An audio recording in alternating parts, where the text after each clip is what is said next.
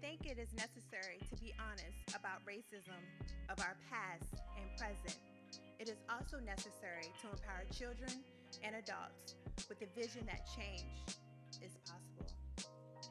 This is one of the many excellent examples Dr. Beverly Tatum offers on conducting effective racial dialogue in her book, Why Are All the Black Kids Sitting Together in the Cafeteria, and Other Conversations About Race. Good evening. My name is Vivian Oden, and I am Vice President for Special Projects at the Hampton Roads Community Foundation.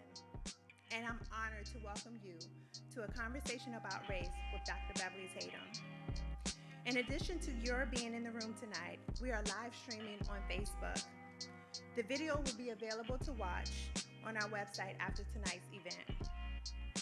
At the conclusion of tonight's program, Dr. Tatum will sign books in the lobby, and our local bookseller, Prince Books, will have for sale copies of her 20th anniversary edition of her book.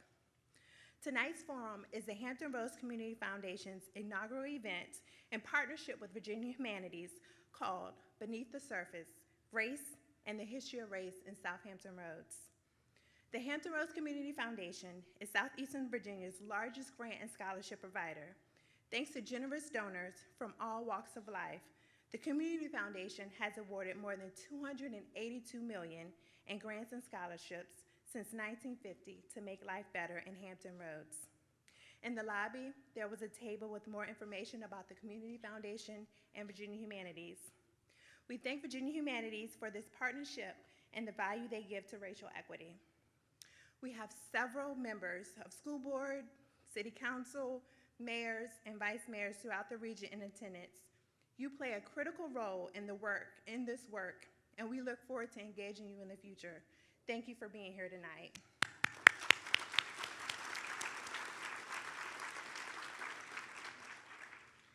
Also, we have board members from the Hampton Roads Community Foundation and Virginia Humanities in attendance. Thank you all for being here as well.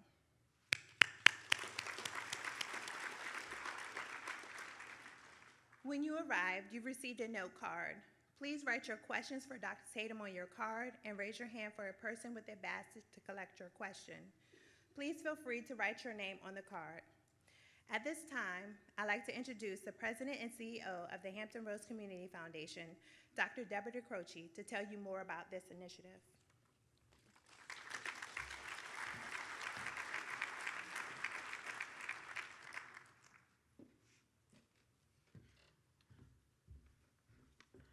Well, good evening, everyone. And welcome to my home city, Chesapeake. Any more from Chesapeake? All right. Our elected officials would be upset with me from Chesapeake if I didn't say, and for those of you who are not from Chesapeake, before you leave, be sure to spend a little money. Well, let me add my personal welcome to each of you to what we consider to be the official launch of the Hampton Roads Community Foundation's project with Virginia Humanities, Beneath the Surface, Race and the History of Race in Hampton Roads. This project is a part of our larger commitment to helping the region become a more inclusive and equitable community.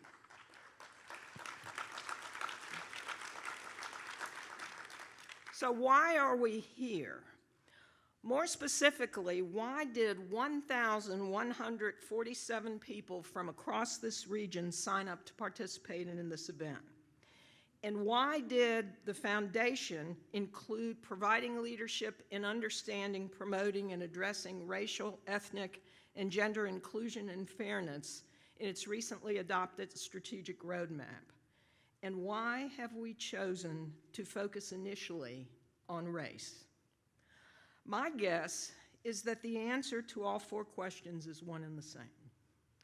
Because race really does matter, and attention must be paid, now more than ever, for reasons all too obvious. Because the nation's founding fathers, as flawed as they were, introduced the idea of a new world bigger than they were and far grander in its sense of freedom and democracy than they could have ever envisioned.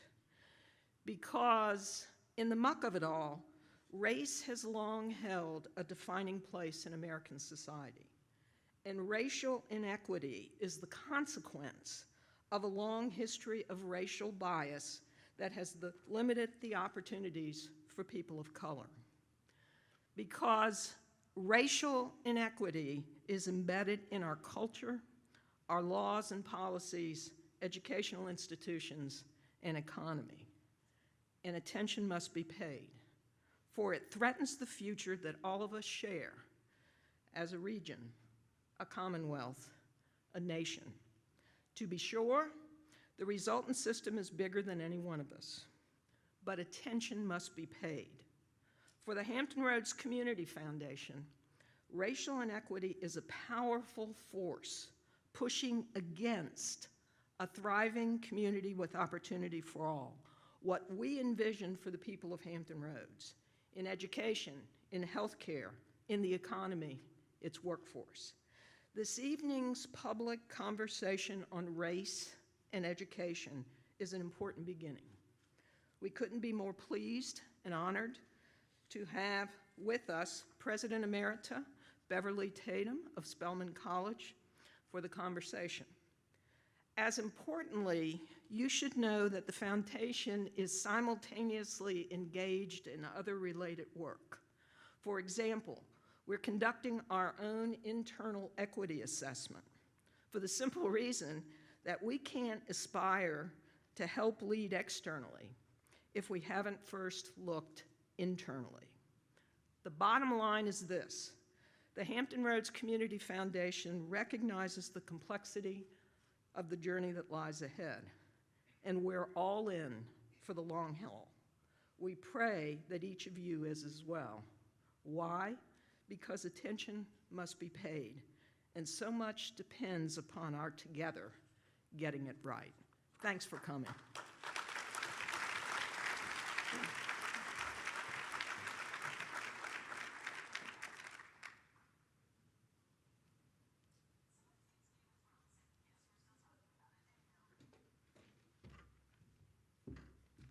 Good evening again.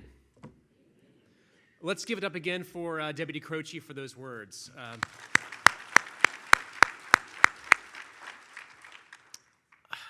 Hello, and my name is Matthew Gibson. I'm the Executive Director of Virginia Humanities, and I want to thank all of you for coming out tonight for a conversation about race with Dr. Beverly D. Tatum. I want to also thank April Woodard and Dr. Tatum for being here with us for this very special evening. And I'd like to recognize the Hampton Roads Community Foundation, without whom this event would not be possible.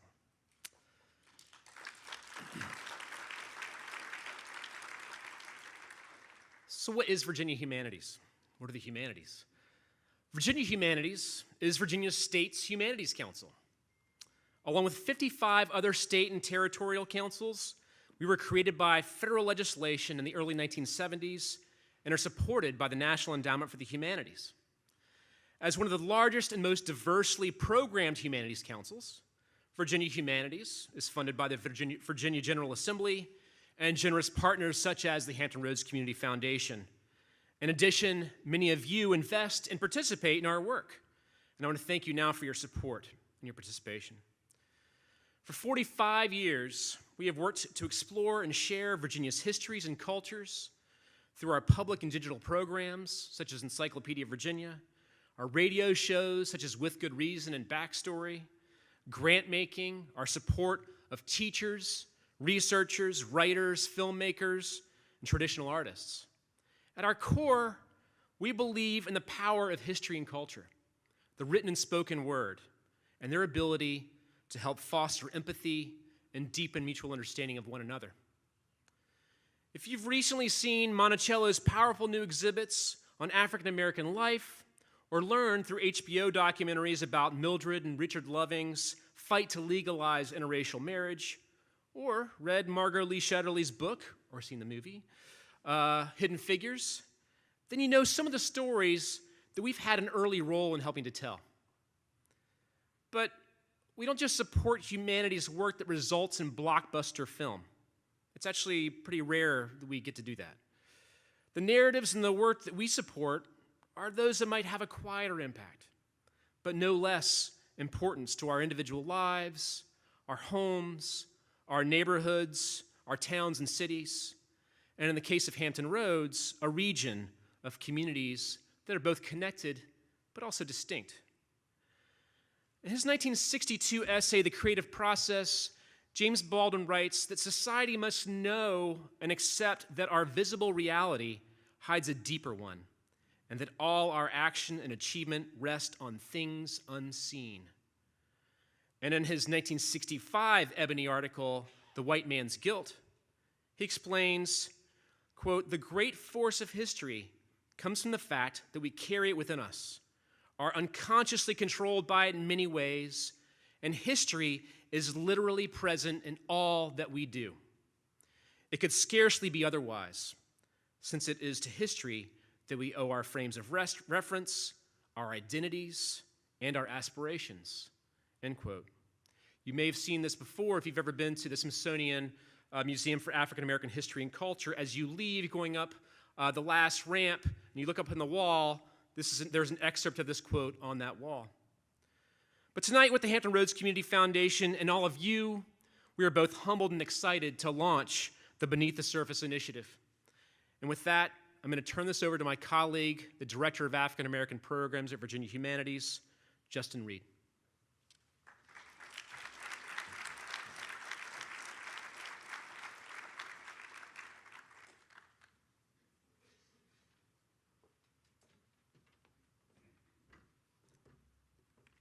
All right, good evening, everyone. I have a very easy job. I get to introduce our moderator and our guest speaker, so that's what I'm going to do. First, I'll start with our moderator, April Woodard. She is an Emmy-nominated co-host of Coast Live, a daily lifestyle show on WTKR in Eastern Virginia. She also serves as an assistant professor at the Scripps Howard School of Journalism at Hampton University. She was a correspondent on the nationally syndicated news magazine Inside Edition for 15 years. On BET and BET International Networks, she hosted the shows Mad Swag, Music Around the Globe, and covered the Oscars, NAACP Image Awards, the BET Awards, BET Honors, and Black Girls Rock, among others. April created and hosts the web entertainment site show The Media Brew, and has contributed as an expert on HLN and CNN.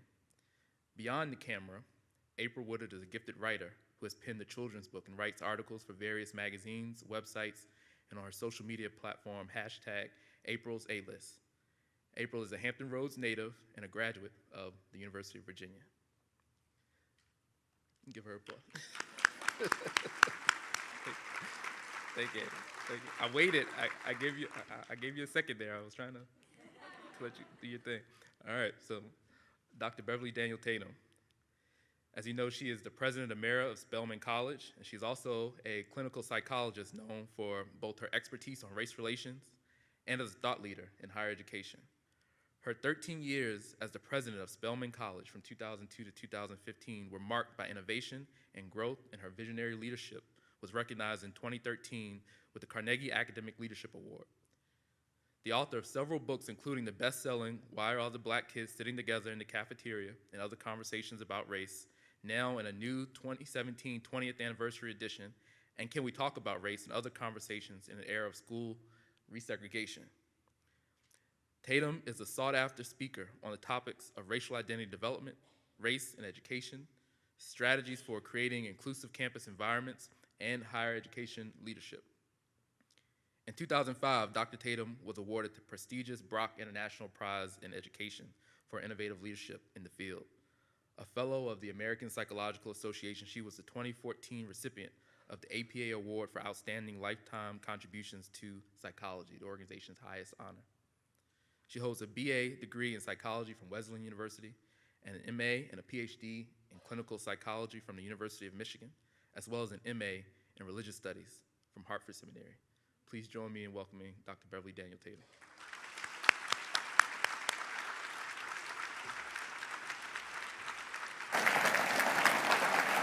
Thank you. Thank you. Hey everybody, how you doing? Don't be shy.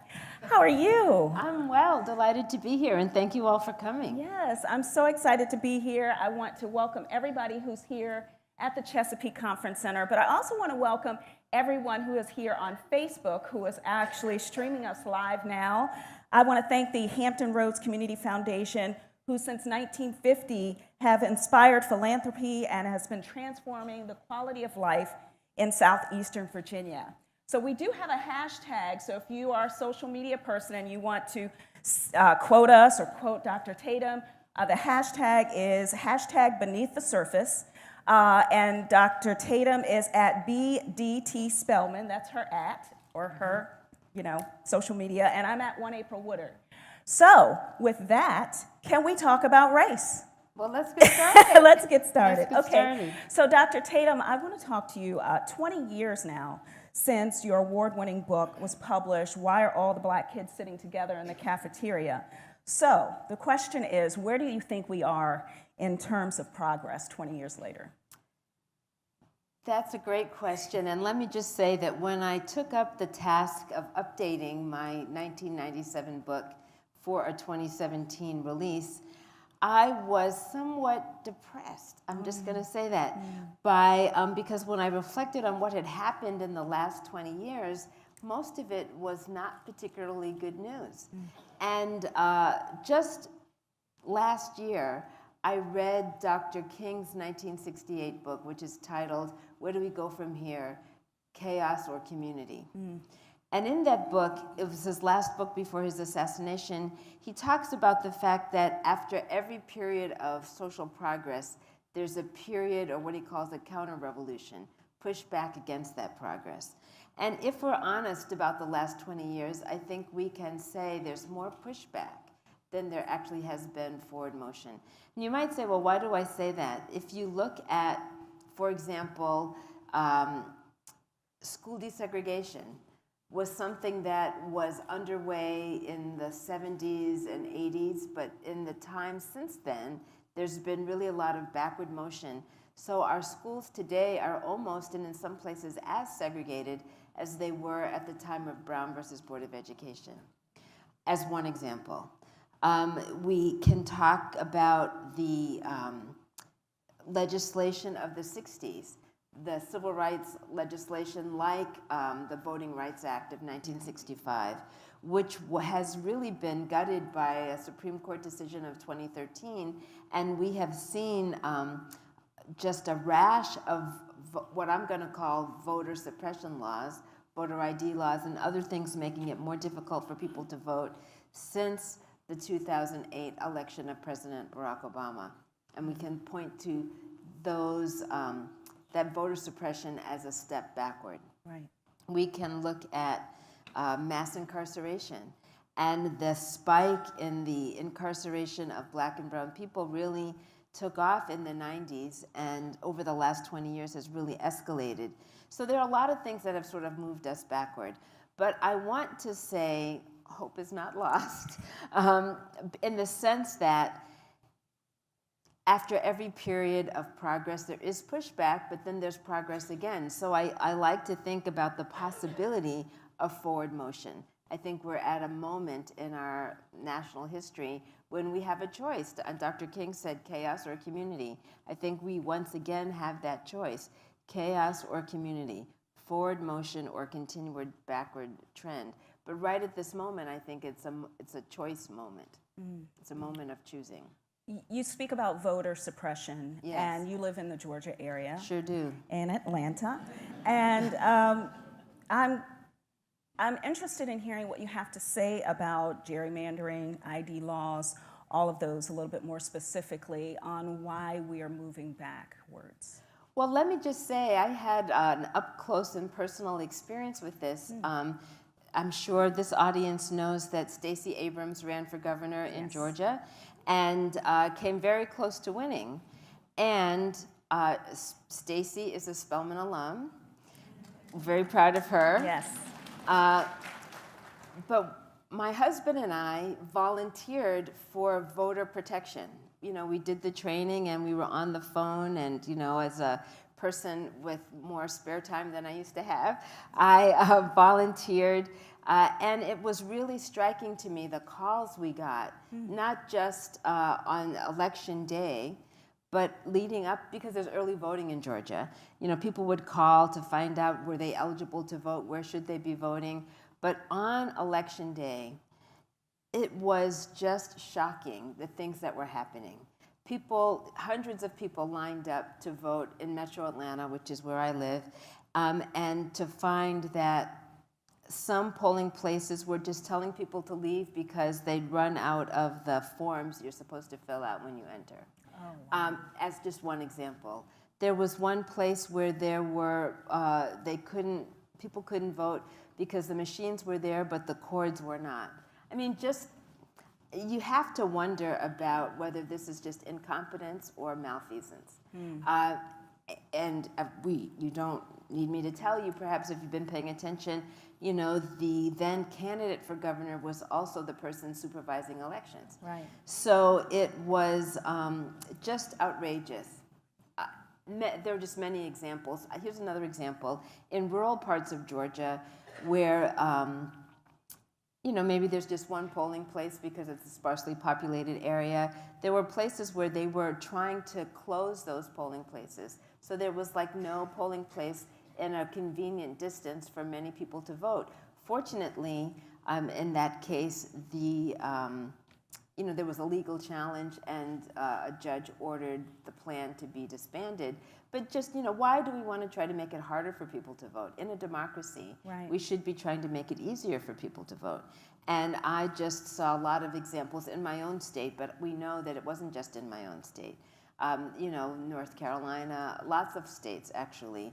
And increasingly the focus on creating, it seems like a simple thing to say, okay, well, bring your ID, but if it has to be a special ID, right, and if the place where you get the special ID is not available, there are lots of communities where it's not accessible by public transportation to go to get that special ID, for example.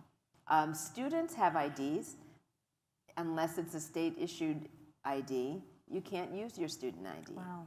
So there are lots of loopholes in what would seem to be, most people would say, well, of course, show an ID so you can prevent voter fraud. But if you make it hard for people to get those IDs, and they have to be particular kinds of IDs, that is, in my mind, a barrier that you're setting up to prevent people from voting. And if you have to pay for the ID, then it becomes a kind of poll tax. That's another issue, absolutely. Some people have made a correlation between the numbers of people who came out and poured out during the Obama campaign to the voter suppression, because there were record numbers of people who came out. Absolutely. Particularly people of color. Absolutely. Do you think there's a direct correlation between that and the suppression of Well, it's one of the things that in the opening section of my book, in the prologue, I talk about some of the events of the last 20 years, and certainly the rise in voter suppression is one of them, not only in terms of the Supreme Court decision in 2013. And for people who are wondering, well, what was that decision? Let me just take a minute to educate folks.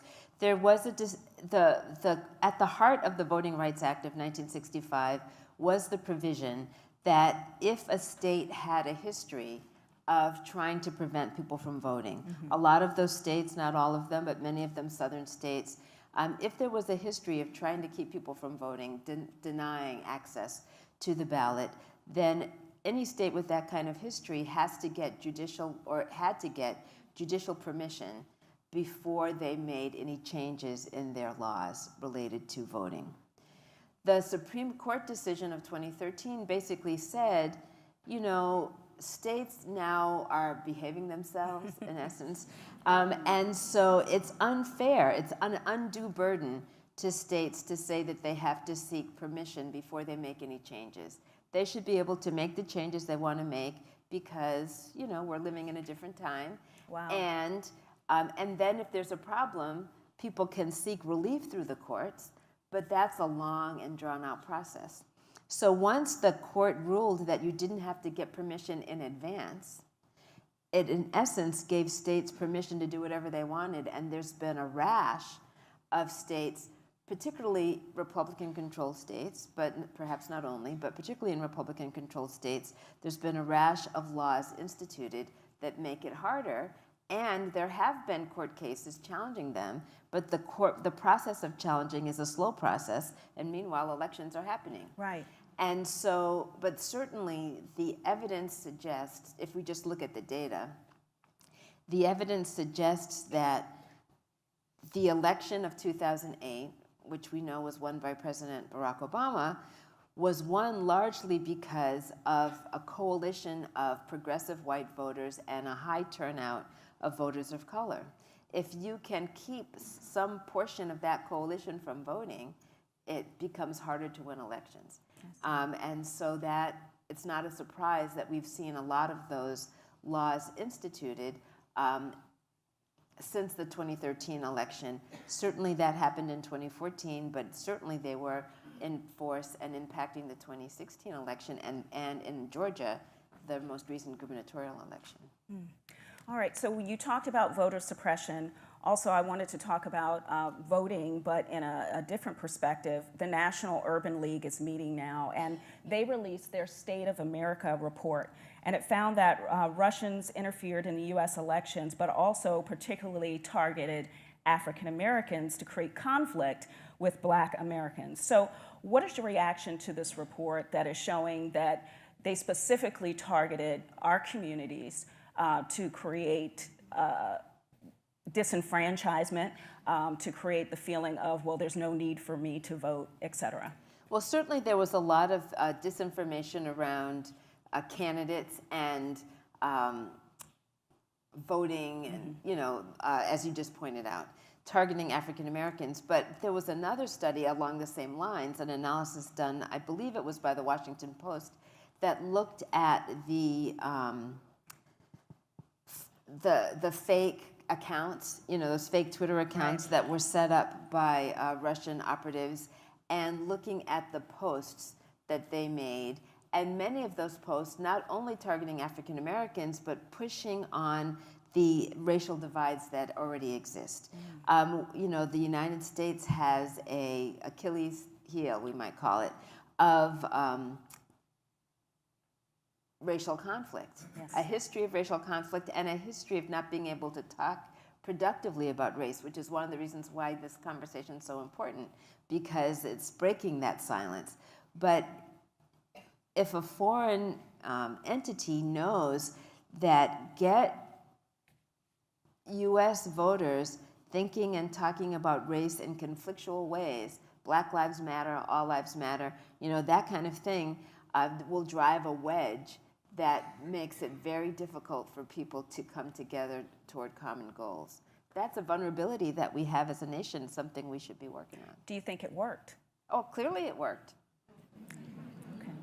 I want to ask, as a reporter and a person who reports the news, sometimes, you hear psychologists say, okay, it's Thanksgiving, it's Christmas, don't talk about politics, don't talk about race. So you have all of these stories that we're putting out there, don't do it because it's going to break up the family, it's going to break up the community. Why do you think it's so hard for us to have mature conversations without storming out or no longer talking to your sister-in-law or, no longer talking to somebody in the community when you walk down the street to see them? Well, I'd like to conduct a little experiment. Okay. Right here. And I want to ask our audience, unfortunately our Facebook audience won't be able to participate directly, but they can be thinking about their own answers to this question. But I'd like everyone in the audience here in this space to take a moment and think about your earliest race-related memory. Now raise your hand if you've thought of something. Knowing I'm not going to call on you. There's no risk, right? Okay, so many hands are up, and now here's the question I want to ask, and you'll see where I'm going shortly. How old were you at the time of the thing you remembered? So you could hold up fingers if you just a visual like 5, or how old, or call out ages. 6. Okay, I'm looking at the fingers, I'm hearing the sounds. I'm seeing a lot of 5s, 6s, 8s, 10. Some of you 2, somebody's got 2 up there. So I don't think you can get much younger than 2. Yeah, that's pretty young. Who had the 2 up? Yeah, there was a 2 over there. I don't think you get much younger than 2. I saw somebody with 10 up, and of course, if you're older than 10, you didn't have enough fingers. But a lot of you had 5s, 6s, 7s. I heard those ages as well. If you think about that 5, 6, 7-year-old age as kind of early elementary school, kindergarten, first grade, second grade, raise your hand just so we get to a sense of how many of you are in this category. Raise your hand if your memory is an early elementary school, in that early 5, 6, 7, a lot of you, okay. Probably if we had if we were really scientific and charted it, we would see a big spike at that end of the continuum. And so now I'd like to hear words. What words are associated with your memory? Like, by words, I don't mean what someone said. I mean feelings. What feeling words are associated with the thing you recalled? Isolation. I heard someone say hurt, isolation. I heard somebody say fear, sadness, confusion, anger, humiliation, embarrassment. That covers a lot of people. I'm sure there's some other words that we might hear, but if we think about confusion, embarrassment, humiliation, fear, anger, sadness, these are words that we would think of as uncomfortable, right? People don't seek to be confused. They don't seek to be angry. They don't seek to be sad or humiliated, certainly embarrassed, etc. So they're uncomfortable feelings. So now I want to know, and you can do this with a show of hands, whether at the time that this incident occurred, you had a conversation with a concerned adult, a parent or a teacher, at the time that it happened. Raise your hand if you did. Okay, we have some hands up. Raise your hand if you did not. I think it's pretty easy to see there are many more did nots than dids. Yeah. So how many of you have some personal experience with 5, 6, or 7-year-olds?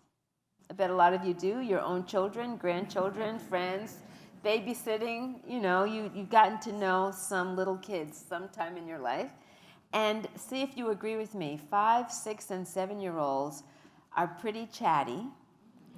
Mm-hmm.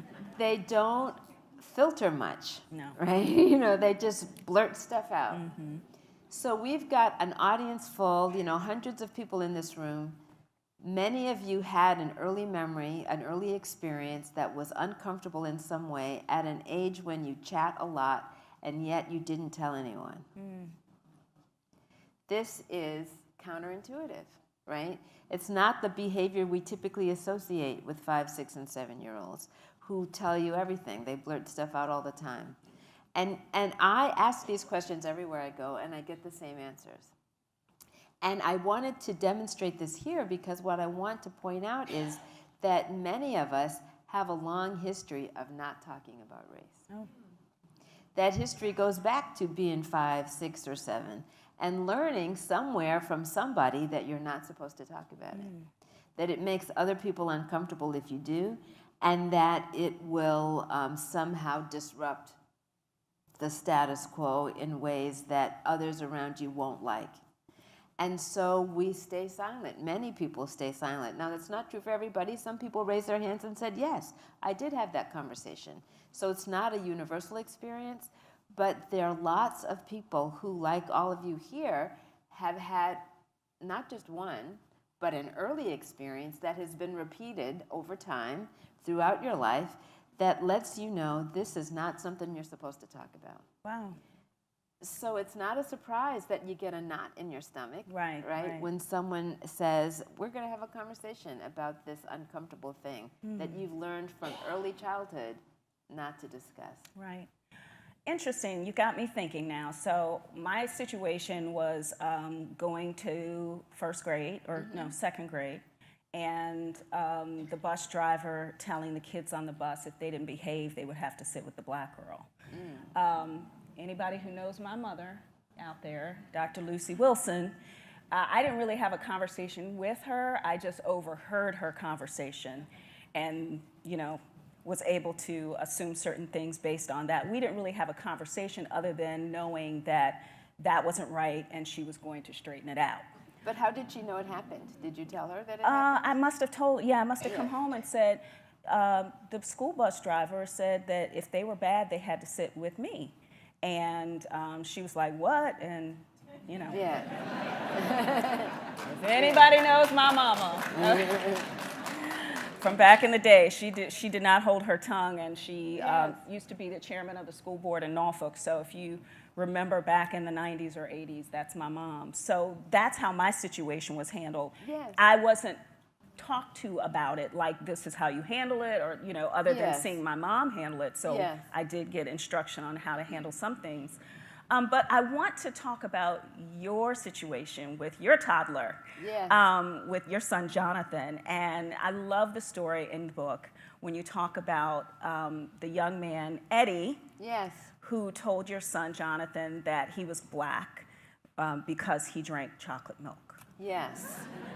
Yes. So the story goes, this is, what really happened. So I have two sons, and my oldest son, when he was about 3, was in a preschool, and he came home and said, Mom, Eddie says my skin is brown because I drink chocolate milk. Is that true?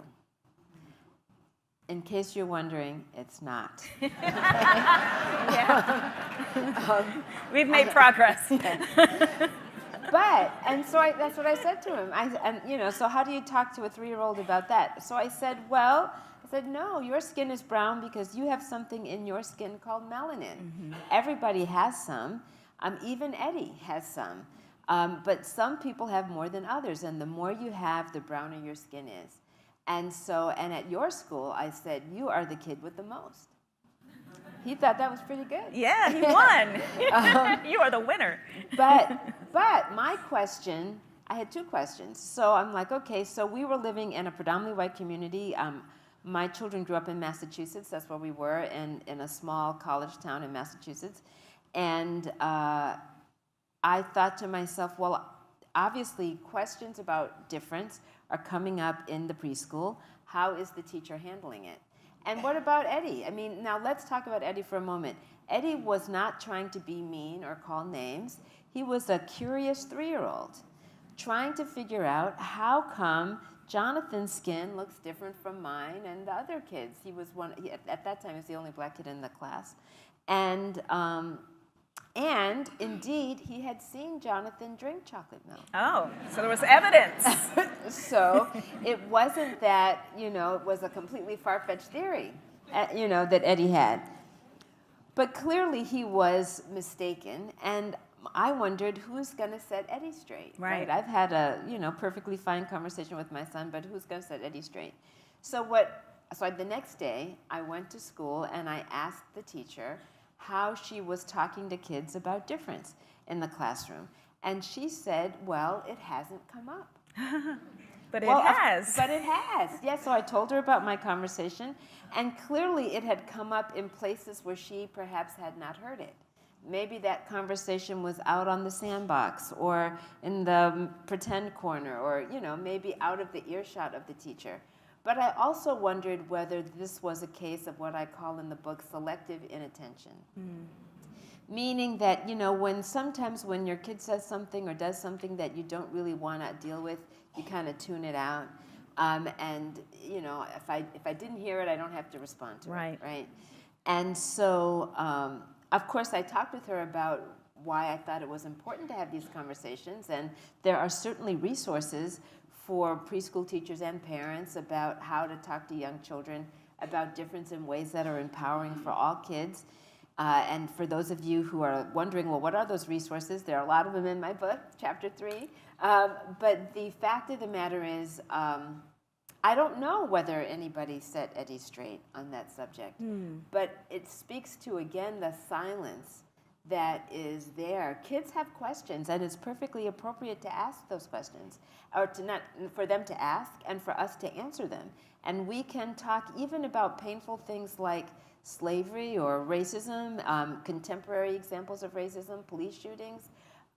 There's a wonderful book that was just introduced to me this summer entitled Something Happened in Our Town, which is about a police shooting and how to talk to young children about that, written by a couple of psychologists. Wow. So this is to say there are resources, but these are conversations that we should engage, not to try to avoid.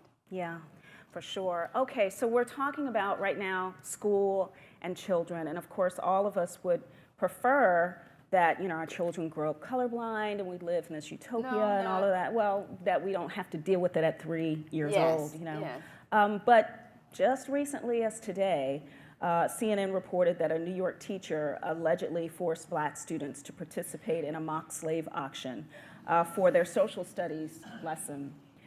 From a personal perspective, I can say that something similar happened to my daughter, in which she was used with other brown children to explain 3/5 of a person, which is how they used to count African Americans so that southern states would have more seats in Congress. So at this point, when you see things happening and you see it, you know, and it's covered nationwide, and is this intentional? Do people really not know that this is not cool? I mean, what do we need to do just for everybody? Can we get them all in one room and say, hey, don't do that? That's not a good idea. You know, it's important to learn the lesson. It is important to understand the history and to get the background of, you know, our country. You have to know that. Yes. But to select people, particularly children who are going through adolescence or their middle school, where, you know, it's so important to be cool, or it's so important to be accepted. Clearly a bad idea. Yeah. Yeah, there's no question about that. I mean, pedagogically, for lots of reasons, bad idea. But the fact of the matter is, and we were talking a little bit about this backstage, so to speak, you know, that when a story like that is in the news, and, you know, who knows what, well, that teacher in all likelihood will be sanctioned in some way, and, you know, and then you see another incident like it a week or two later, you wonder, well, you know, didn't they see it, did hear that about teacher it? see Yeah. it? Wasn't she watching the news that night? Maybe not. But the fact of the matter is that what we are dealing with is not just an episodic incident here or there. What I think we are dealing with, which we have trouble as a nation acknowledging and struggling with, is a legacy of white supremacy, which is really baked into our society and bubbles up repeatedly, kind of like, you know, oil bubbling up from the surface, you know, in places where oil is being produced. There's a wonderful book, a very instructive book, entitled Stamped from the Beginning, which talks about the idea of white supremacy and the ideology of that, and how it has really been woven into the culture of American history and contemporary life in ways that, you know, we see manifesting all the time. I know that here in Virginia, you know, there's been that story about blackface, right? Oh boy. I'm just going to say that story There about we go. blackface. You can fill in the rest. But I'm using this as an example because when that story was breaking, there were many people not linked to the story who said, I didn't know that was offensive. And you would have to say, well, like, you know, it's been offensive since the 18th century. And Where were you? Like, you know, but I use that as an example because it has been offensive since the 18th century, the 19th century, because it was used to make fun of people, right? It was used as a way of caricaturing African Americans, and if you don't know that history, you could say, well, I didn't know that. Well, how come you didn't know it? Well, because it wasn't taught in school. It wasn't talked about. It wasn't part of my cultural understanding. And yet the idea of imitating and making fun of was part of the cultural understanding, right? And it was part of the cultural understanding because it's been part of the culture for so long. We like to think that we've moved beyond it, and many people have worked hard to move beyond it. And certainly today, I mean, we look out at this diverse audience sitting together in Virginia, that wouldn't have always happened, right? We know that that's a sign of progress. And yet, at the same time, there are some parts of our, there's some, I heard a quote today, actually, that wasn't about racism per se. The quote was, let's see if I can remember it, I heard it on the radio. Someone was being quoted as having said,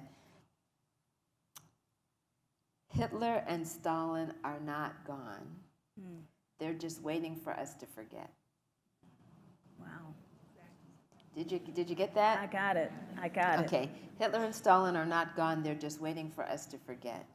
And I think the same is true for the racism that's embedded in our society. It's not really gone, but it goes dormant, and it bubbles up when people start to forget or think that they don't have to pay attention anymore. Or get their attention span is short because there's a new news story that's no longer in the news. Or there's different leadership.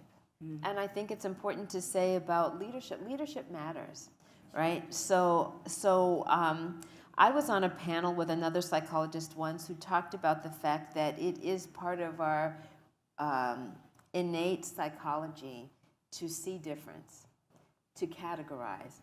And it's true. Our brains are programmed to categorize. We categorize everything. You know, we categorize cars, we categorize types of furniture, we categorize weather, we categorize people. We organize information by creating categories. So it is not surprising that when we meet someone who is different from us, we create a category, right? But it is also important to say that there's another characteristic of human beings, and that is we are social animals, not unlike wolves and other social animals. We travel in packs, and we follow the leader. And we look to the leader for guidance as to who is in our circle, who belongs to our pack, and who belongs outside of it. And the leader has the opportunity to draw the circle, who's inside the circle. The leader has the opportunity to draw the circle in a very broad way. All y'all are in my circle. Or in a very narrow way. Only these people are in my circle. Everybody else is a problem. And when we look at rhetoric locally or nationally, we can see that as the circles are being drawn, people follow that behavior.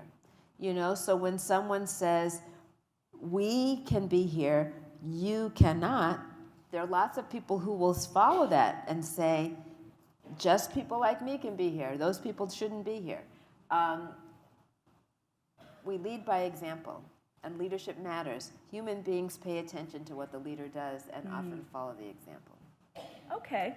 And when I talk about leaders, I'm not just talking about national leaders. I'm talking about the leader of the family, the leader of the local church, the leader of the synagogue, the leader of the mosque, the leader of the community, the mayor, the classroom teacher, the bus driver is the leader in that moment. Right. And so that person has a certain group authority to create insiders and outsiders. Well, speaking of leaders, and the elephant in the room that you brought up earlier, I do want to ask what your perspective is of our governor and the blackface situation. Now, when this happened, it went away and it came back a few weeks ago. Don't get uncomfortable now, because this is what we do. We're talking about it. So I'm interested in knowing what your perspective is, because when he spoke about the incident, he talked about making change, going out in the community, making a difference, trying to understand people. And we heard a lot about the negative that, those pictures brought up. But we haven't heard, unless I'm not paying attention and somebody wants to raise their hand and inform me about it, but I haven't heard a lot about, there's a commission that's been set up by our governor to talk about race and to change things. I haven't heard about that. And you were contacted by the Washington Post to suggest some items that he could read. Yes. So I was. So when the news was hot, right? When that I know that the first round of news, when the story first broke, and there was a lot of discussion about what should be done. And the governor talked about his own soul searching and the desire for dialogue. And the Washington Post reached out to me and others to say, you know, the governor says he wants to educate himself. What should he be reading? And so, you know, you can find the article. They talked to a number of people, and I made a couple of suggestions, one of which was that book stamped from the beginning, in addition to mine, of course. And, and other people made suggestions, and the Washington Post published the article. And then, as you said, I haven't heard, and I did hear the recent report that came out from the medical school, of, you know, saying basically they can't. So what should be done? Yeah. I mean, how do we, so since my we're a question leader, is- and you're talking Yeah. about being a leader in the pack, Yeah. what advice would you give our governor? So I would give the governor the advice to do what he said he was going to do, which perhaps he's doing. I don't know. I don't live in Virginia. But I would say it's an opportunity to engage the wider community in conversation. You know, he has learned some things. I don't know what he's been reading, but he is in a position as a leader to launch dialogue and conversation in a way, and as I understand it, you know, he's term limited, and so doesn't have the anxiety perhaps of someone running for re-election, even though that shouldn't be an excuse. And so I think there's an opportunity to use that platform to say we have history that we should better understand. You know, I was a college president for 13 years, and I now spend some time working with other campuses and talking to faculty. And I was just this afternoon reading a report that was prepared, and it's a public document, so I don't mind saying, reading a report that was prepared at Furman University, which is located in South Carolina. And Furman University is one of several universities across the nation that is studying the impact of slavery, you know, their history to slavery. And at Furman is named after a man who owned slaves and was an advocate for preserving slavery. He was a secessionist. He was in it, Right. you know, deep in it. And so I mentioned that to say that the university has been looking at, given this history, what should we be doing now to address the historical harms that have impacted our community, and what should we be doing now going forward to acknowledge the complexity of that history. You know, there were unpaid workers, also known as slaves, who built that institution. How should their contributions be recognized by the institution? What should we be doing that acknowledges the wealth that was created and has built this institution? And of course, Furman is just one of many. Georgetown, you know, was in the news, and others. And I'm sure there are institutions in Virginia that would have those histories. And so the question is not to pretend the history doesn't exist, but how do we understand that history and how it informs the present, and what we can then do to move forward together in the future. Those are tough conversations, but they're important conversations, and I think we're at a moment when we need to be having them. Yes, and I attended one of those universities, the University of Virginia. Okay, so I want to take a move a little bit, and I want to talk about a viral video. I don't know if anybody saw it over the last few days, and it's a young lady who just graduated from high school, and she's wearing her cap and gown, and she's walking down the street, and she's meeting her father, who had been deported when she was 4 years old, and giving him a hug because she graduated and he was not able to be at her graduation. A lot of people have seen the video. It's got millions of views. And so I want to take a turn to talk about immigration and deportation. Sure. And how those are laced in our racial conversation. Well, I think, you know, again, I think that if we want to understand the context of the immigration conversation that's happening in our nation right now, we have to look at some history. And here's a historical moment. I want us to go back to 1954. And you might say, why 1954? Because it's the year I was born. So, Brown versus Board of Education? And also the Brown versus Board of Education. But in 1954, the U.S. population was 90% white. Right. 90% white, 10% everybody else. Fast forward to today, 2018, if we're talking about the U.S. population under the age of 21, basically that elementary, secondary, this generation right now, the 0 to 18, if we're looking at that population is about 50% kids of color, about 50% white. That's a big change. And that change has happened pretty rapidly. And most of that change has happened as the result of immigration. Some of it differential birth rates, but mostly it's about immigration, and it's about immigration from non-European countries.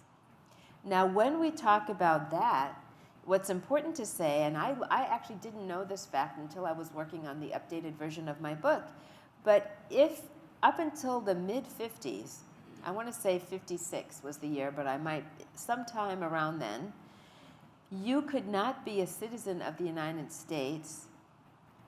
If you were born here, you could be a citizen. But if you immigrated here, it didn't matter how long you'd been here. If you were not white, you could not be a citizen. I don't know if people knew that. No. You could not be a citizen. So there were cases, legal cases, of people who had come and had been working, and typically the legal case that I'm thinking of involved a man from India, an Indian man who had been in the United States for a long time. He'd come here and started working and formed a business and wanted to become a citizen, and he was not allowed to become a citizen because he was not Caucasian. And he sued to say, I am Caucasian. Now, if you know where the word Caucasian comes from, it's the Caucasus Mountains, and and that touches part of India, and if you got your geography. So he was making the case that, I'm from the part of the world where Caucasians live, right? And the judge said, I know a white man when I see one. Oh. And you are not white. That was the decision. And for that reason, he was not allowed to become a citizen. That was the law of the land until it changed in the late 1950s. Okay, fast forward.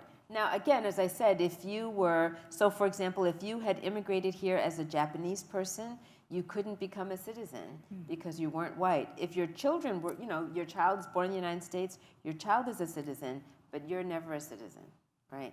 Now, fast forward, the law changed in the 50s. That changed, but there was very limited immigration from non-European countries until 1965.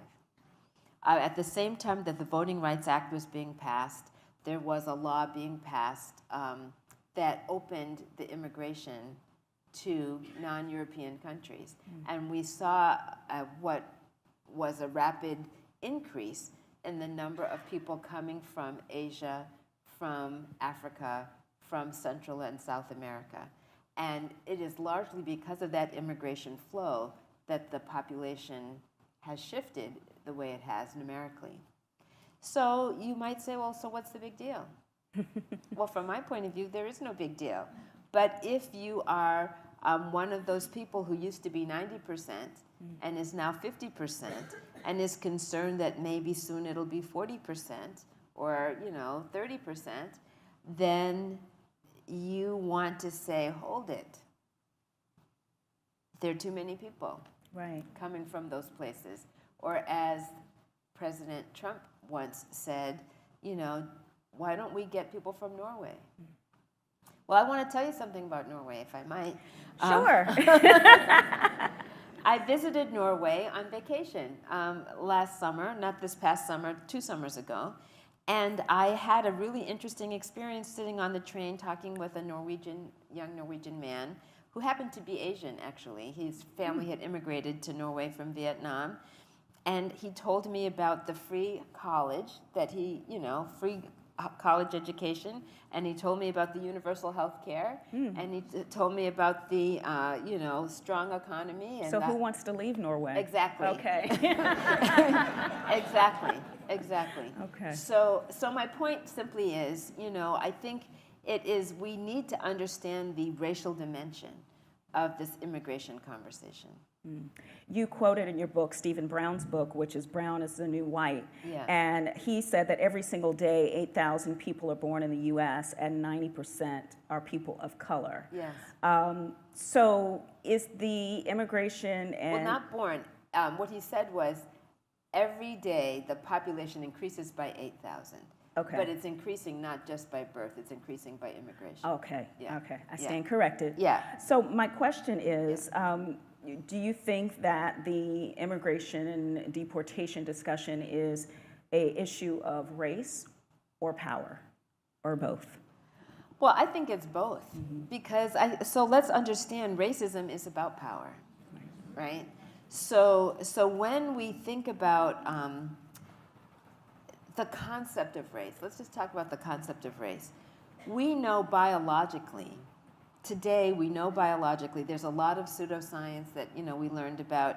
When I was growing up, we learned about, Caucasians and Asians and Negroes and Mongoloids. That was the language of anthropology.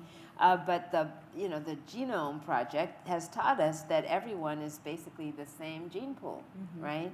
That there's more similarity.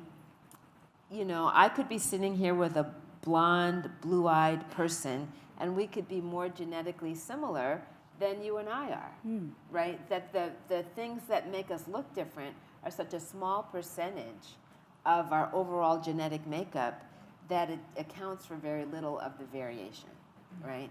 So this is to say, we know biologically there's only one race, and that's the human race, right? Having said that, race is a real social construct, meaning, we have assigned meaning to certain physical appearance, and all of us collectively, act on the assumptions that are embedded in those categories, going back to the categorization. But if we understand the origin of the concept, when did people start talking about racial difference? They started talking about racial difference when they wanted to enslave people. People think that racial difference came first and then people were enslaved. Actually, people were enslaved and then racial difference was used as a justification for why it ought to be okay. That's the order of the ideas. And so the idea of racial stratification is intimately linked to issues of power and advantage. So you can't really separate them. Right. Okay. In your book, you had a chapter on white identity. Yes. And I found it kind of interesting because it began with a quote that said, "I'm not ethnic, I'm just normal." Yes. And this was a quote from your book of how a white woman, Caucasian woman, described herself. So I'm interested in you expounding on that for our audience that didn't get a chance to read that chapter. Sure. So that particular example, that particular quote comes from one of my students. When I was teaching at Mount Holyoke College, which is a women's college in Western Massachusetts, I taught there for 13 years. And while I was teaching, I taught a course for many years called Psychology of Racism, and much of what's in my book is informed by things I learned while I was teaching that course. And one of the things I used to do at the beginning of every semester was to ask students who were sitting in a circle, about 30 of them in a room, to introduce themselves to each other. And I asked them, each of them, to describe themselves in terms of their own racial and ethnic background. So we're going around the room, and there were other questions they were supposed to answer, like, and what difference has that made in terms of your experience, and, as a way of getting into the subject and getting to know each other. And so I had a young woman in my class who, when it was her turn to speak, didn't quite know how to describe herself. And in the end, she said, I'm just normal. And so And what did you say? So when I asked her, what did she mean by that? And she said, well, I'm just like everybody else. And I grew up in a very homogeneous community. I was just like everybody else, just normal. And as I probed with her, what I helped her understand and see is that I understood what she meant. I knew what she meant, meaning like, I didn't stand out. She was a white woman, and she grew up in a white community, and most of her was a largely white community. Right. And so she was just like everyone else, and she didn't really identify with a particular ethnic origin. Like, she might have said, I'm Italian or something like that. She didn't identify with a particular ancestral origin of that kind. But so she didn't know what to say, just normal. She could have said, I'm a white European American. She didn't say that. And so, but what I pointed out to her is that if you're describing yourself as just normal, Right. what does that make the person sitting next to you who does not look like you? Yeah. Is that person then just Abnormal? abnormal? Clearly that's not what she meant to imply. Right. But we can understand how language others people, defines who's in and who's out. If I'm just normal, I'm in. And people who are not just normal like me are out. And so, we all use language in ways that sometimes offend without intending to offend. Right. Because we haven't really thought about it. But there's something else about her experience that I think is worth saying. Because when we think about the diversity of the United States, it's becoming more and more diverse, but it's not evenly distributed. That diversity is not evenly distributed. And it is still the case today that many neighborhoods are highly segregated. Yeah. And schools, as a result, are highly segregated because we rely on neighborhood schooling for the most part. And in a recent survey, which I cite in the book, about social networks, it was found that 75% of white adults have entirely white social networks, meaning they don't know any people of color, right? So if you live in a place where your neighborhood is all white and you belong to a school, or your kids go to a school that's all white, and you go to a church that's all white or mostly white, and you're working in a workplace where even if there are people of color, they don't work in your department, and so you really don't have anyone in your circle of friends and acquaintances who is different from you. If that's your life experience, it's not hard to see why you might say, I'm just normal, right? Right. Even though that is clearly a problematic way of thinking about the world. Okay. Well, we want to open up the questions to you all, since I have a bunch of questions. Thank you. Thank you. I still have more. Yes, no worries. I still have a lot more. So I think there's going to be someone who's going to take your cards, and we're going to get those questions asked. What do you think so far, y'all? Yes. Okay. Are you learning something? Yes. The first question for Dr. Tatum. This is the 20th anniversary edition of your book. Was there anything you didn't feel you touched on in this edition? Well, I'm sure. It's a book. It's not an encyclopedia. But in that sense, I'm sure there are things that I could have talked about. But I really tried to reflect on the items the ways in which our society has changed over the last 20 years. And so the things I focused on were the population change, the political changes. Sometimes I call them the 4 Ps. There are 4 Ps that mark how this book is different from the 1997 version. And I know there are people in the room who've probably read the 1997 version. But one of those changes is population. So our population's more diverse, and so there's more information in the new version about identity development, not just for Black youth, not just for white youth, but for Asian American, for Latinx, for Native American, for Middle Eastern populations. The populations changed. The politics have changed, and the prologue talks a lot, and we've talked here about some of the ways the political climate has changed. Polarization has changed. We are more polarized, I think we can agree, right at this moment than we have been at earlier periods, 20 years ago, let's say, and ultimately what might we try to do about that. But the fourth P is psychology.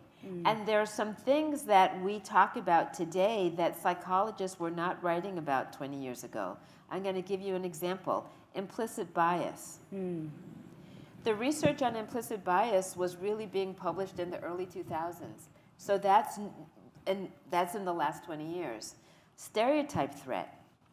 That's a concept that educators will be familiar with. If you're wondering what is that, stereotype threat is a kind of performance anxiety that people experience when they're worried that they might confirm a stereotype.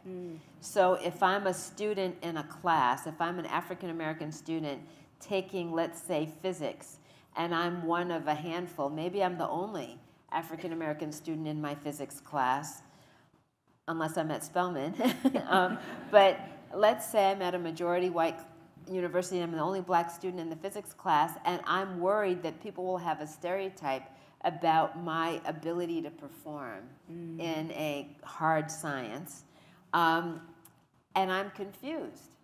And I want to ask a question of my professor. But if I ask the question, I might confirm the stereotype because I'll reveal my confusion. So then I don't ask the question. But if I don't ask the question, I don't get my confusion cleared up, and then I perform poorly because I didn't get the answer to my question. So it becomes kind of self-perpetuating, but you can see how stereotype threat inhibits performance. But that's a concept now highly regarded in social psychology, but that paper about stereotype threat was just being published in the late 90s. So there's a lot of psychology that we think about today that wasn't being written about yet, and microaggressions, that's another one. The research about the harmfulness of microaggressions is, again, largely a 21st century phenomenon. Can you explain that for people who may not know what Sure. that is? So a microaggression is like a minor, so-called minor, small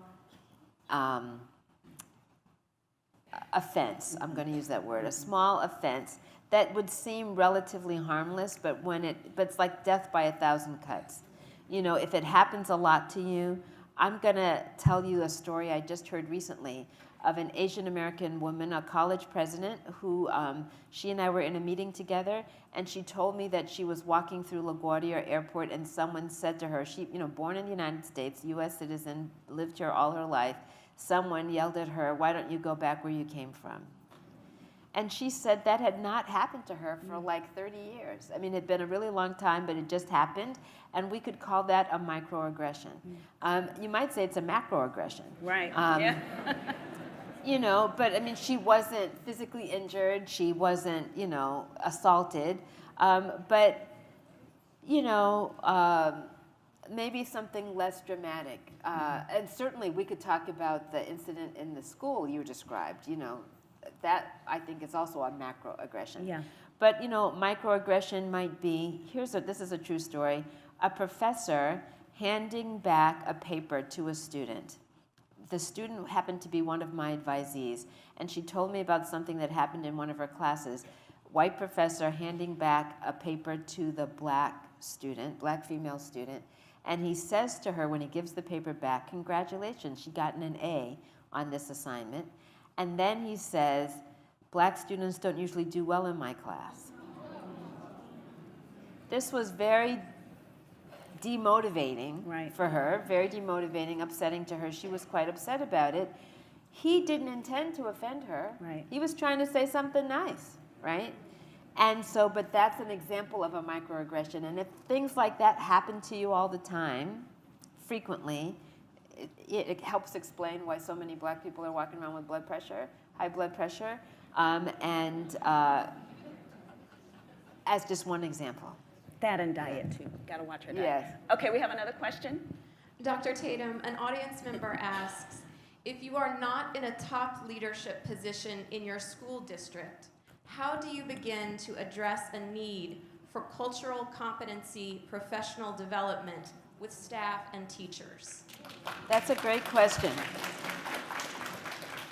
So of course, leadership matters in the sense that, leaders get to decide certain things, but everyone exercises leadership in some way. We all influence other people. So let's imagine I'm a teacher in a school with no status. You know, I'm not a curriculum leader, I'm not a department head, I'm not anything. And in that kind of structural role of authority. Even someone in that position, and for a long time I was someone in that kind of a position. When I was a junior faculty member, not yet tenured, teaching in a college, you still can influence other people. You can say, I am on Twitter as you are, and I see sometimes teachers posting their summer reading. Just recently, I've been seeing people, I saw someone posting, I'm reading these 3 books over the summer because I want to better understand my students when we come back to school. That teacher's post included, one of the books included was mine, which is why I saw it, because she put my Twitter handle in her message. But I was delighted to see my book as one of the 3. But here's the thing, other people retweeted it. Other teachers started saying to her, thank you for showing me your list. That looks like a great list. I'm going to read those books too. I'm using that as an example to say, we don't know anything about that person's authority position in the school, but she's influencing other people. And let's imagine that teacher is in the building and school's not out yet and said to her colleagues, you know, I've been hearing about this great book. Or I've read it and it's really helping me, but maybe I'm hearing about it. I want to read it over the summer. Will you be in a book club with me? Oh, nice. You know, that's kind of grassroots professional development. Now, how much better it would be if the principal said, I'm buying this book for everyone in the school. We're all going to read it together, you know, or the superintendent, right? But I use that example to say each of us can influence other people, sometimes even if it's just a small circle of people, and through that, those efforts can ignite change. Great. We have another question? Yes. Why is it assumed that every white person, because they are white, has white privilege? Because they do. It's a long question. Yeah, go ahead. Go ahead. That's part 1. That's part 1. That's Keep part going. one. Yeah. It seems to me that it is somewhat or can be discriminatory on its own. Okay. It keeps going. Keep going. Does the assumption propagate racism on all sides? Do you really consider everybody who is white privileged? Can't we say that about any race, Black, Latino, Islamic, etc.? No, we cannot. That's enough. Thanks. So,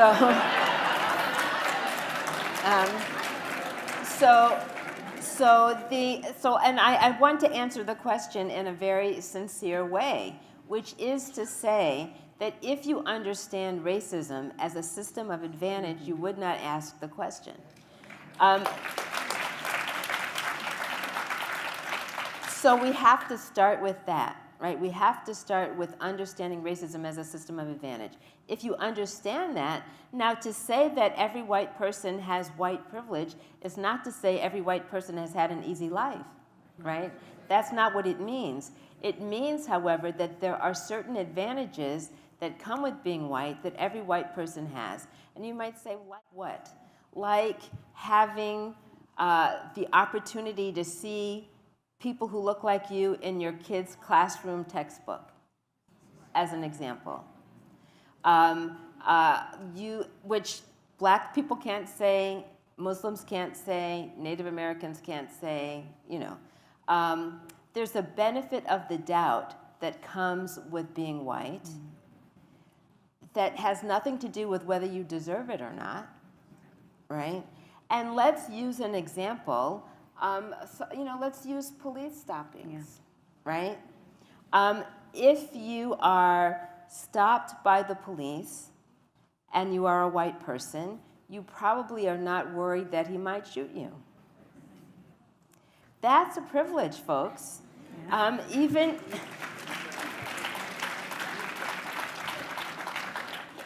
you might say, well, you know, I have been stopped by the police, and the police officer's been rude, and all of those things. But the likelihood is the first thought you have is not, Is he going to shoot me? Right? Or if your kid is out late at night, you're not worrying, has he been shot by a police officer? Right? That's not what you might be thinking. He, got drunk, ran off the road, something terrible has happened, but that's probably not one of the items on your list. So I think that it's important to say, now I just want to say, and there's so many examples that of part of the challenge here is that when you have privilege, you don't notice it. That's part of the problem. Now, I'm going to speak about myself as, so I identify as African American and I'm a woman, but I have some other identities. One of my identities is that I'm able-bodied. Now, when I walked in here, I didn't look at the stage and think to myself, how am I getting up on that stage? Right. I didn't think about it because I don't have trouble with stairs. It's not a problem. But if I had come in the room in a wheelchair, I'd be worried about this stage, right? And that's a privilege that I didn't have to think about it. That's an able-bodied person's privilege. I wasn't thinking about it, but I can't deny that I have it. I'm a heterosexual. I'm married to a man and have been married to him for 40 years, and I work places where I've always had a picture of my family on my desk. And I have never had to worry what is going to happen if someone sees this picture of my family. Right. That's a privilege, folks. But just because I'm not thinking about it doesn't mean I don't have it. And so when we talk about white privilege, we're not saying that, everything is easy in a white person's life. It means that there are some things that happen for white people that they don't have to think about that other people are thinking about. It's as simple as that. And so, it's not an insult to tell somebody they have privilege. It's just a statement of fact. Mm. And if you don't understand what privileges you have, spend some time with someone who doesn't have them. Mm. Hang out with, and you will see. Right. You will see what they are. When I was teaching, I used to ask my students to do this. I used to ask them to spend a day observing the ways in which my white students, I would ask my white students to spend a day observing how you move through the world and how other people are moving through the world. And they'd come back and would have noticed quite a few things. They would, remember when people used to write checks in the grocery store? We don't do that anymore. But when we used to write checks, some people get asked for ID and some people don't. Mm-hmm.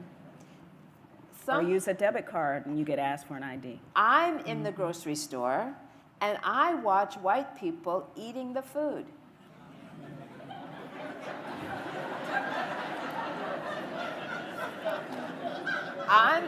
Do you know what I'm talking about? Yes. Okay, and I'm like, never in my life have I opened the bag and started to eat it before I paid for it. But I see that happen all the time. I see people picking the grapes and eating the grapes. I mean, maybe you want to taste the grapes, but I don't do that. Why don't you do it? I don't do that because I know that black people will get in trouble for doing it. Right. You're stealing. Yes, right. Exactly. So here's the thing. Just because you haven't noticed it doesn't mean you don't have it. And if you are confused by that, I'm going to invite you to read my book and also spend time with people whose racial category is different than your own and observe what happens to them in the world. Great. Okay.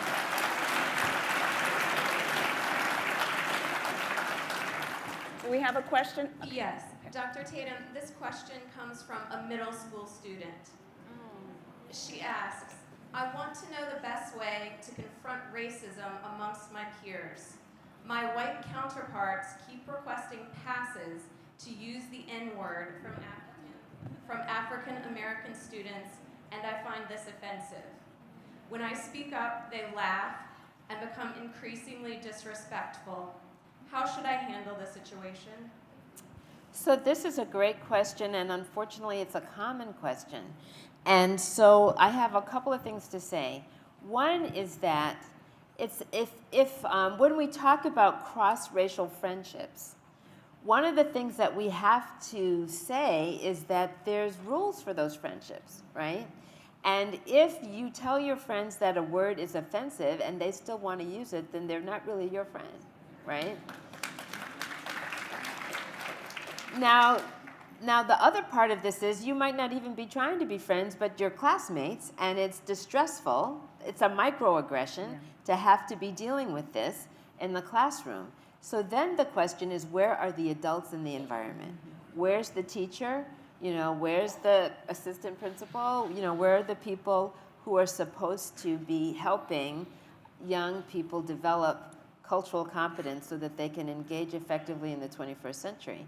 That for students to be asking that question of each other and not getting guidance from adults suggests that the adults are not doing their job.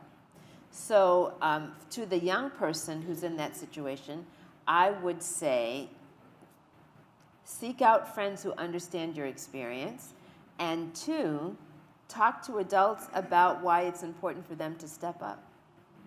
And engage your parents perhaps in helping you with that. We got another one back here. Last question. Time flies. So this is from James Rogers in our audience tonight. We have these conversations periodically, and we talk and talk and talk. What is the call to action for whites and blacks? Okay, so my call to action is stop having episodic conversations. So what do I mean by that? So, you know, the director of the Community Foundation stood up and said that this was the first one. And there are a lot of you here. I hope that you will come to some other ones. And maybe those other ones won't be hundreds of people, but maybe a dozen people. Maybe it's small groups in your community where you commit to having dialogue, multiracial, multi-ethnic dialogue, and it's not just one evening, but maybe it's 8 evenings, maybe it's 12 evenings. The reason I say that is because in order to get beyond the superficial, in order to go deeper, you have to invest time, because here's what happens. You have a conversation and you might say, so some of you are sitting here thinking, I have learned some things, I've enjoyed this conversation. Some of you may be thinking, I'm offended by something she said, you know, I'm not coming to any more of these. You know, some of you, there's a range of responses. But let's imagine you had all signed up to come back again next week and talk to each other. If you are offended, you have to go home and think about what offended you, and next week come back and tell somebody. And you know, maybe you didn't like what I said about privilege, and so then you're going to have a conversation about that. And someone who really can say from their life experience living in this area, here's some of the ways I know I don't have privilege.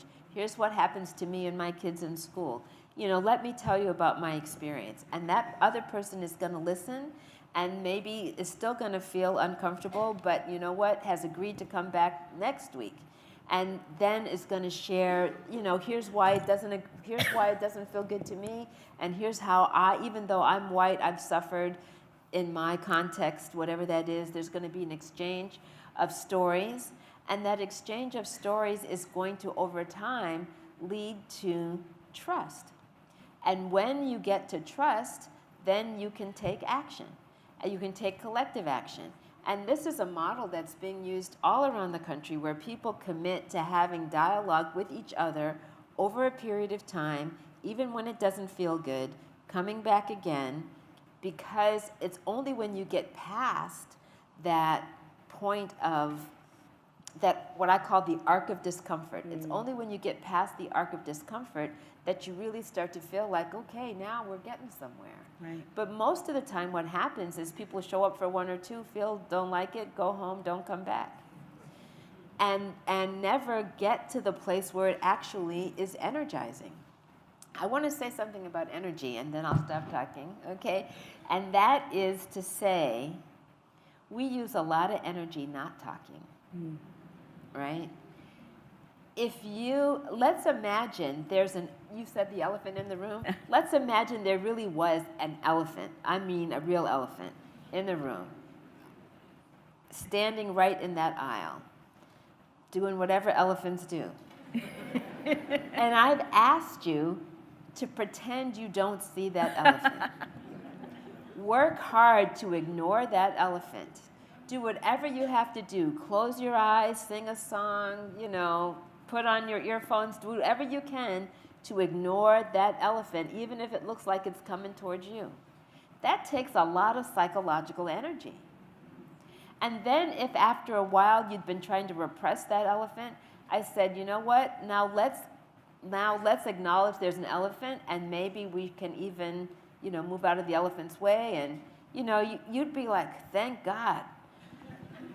The fact of the matter is, when we spend energy pretending not to notice, not talking about it, acting like everyone's being treated the same, not paying attention to the news. How is it that teacher didn't know the story about the person in New York? Right. Because she's not paying attention, or she's tuning it out.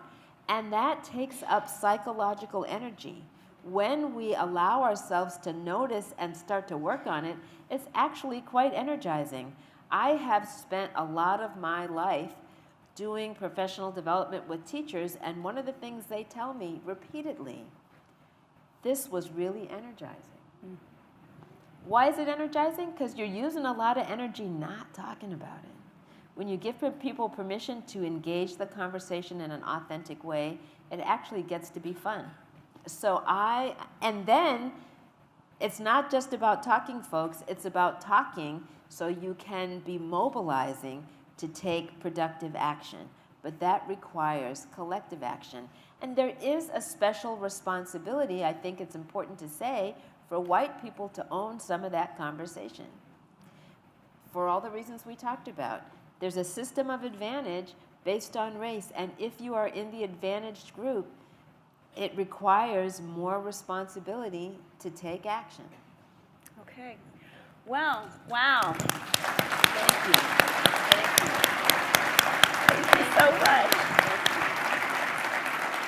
I have had such a wonderful time. I still have more questions, but we can't go on. I want to thank the Hampton Roads Community Foundation and Virginia Humanities, and also Dr. Beverly Tatum. Thank you all so much for being here. Thank you for coming. And thank you to our Facebook friends.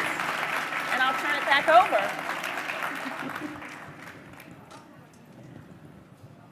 Wow, that was really awesome. That was amazing. Thank you, Dr. Tatum.